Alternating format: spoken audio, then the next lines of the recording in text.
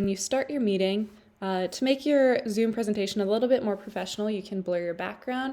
So go to this backgrounds button, press on it, and it will bring up your picture. And right now I have my background blurred, but some of you might have yours not blurred. And so just look at this, none, and then blur, and then people in the meeting can't see your background.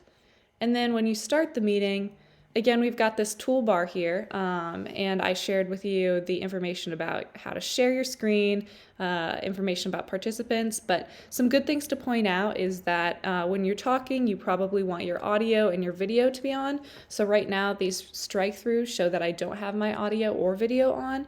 So you can go ahead and just press these, and then now I'm unmuted. And you can press it again, and then you're muted. Same goes with video. And then you also have your chat that you can monitor throughout the meeting. So this is where people could be asking questions or sending information. So you have the option to just click on this and drag it if you don't want it in the center of your screen.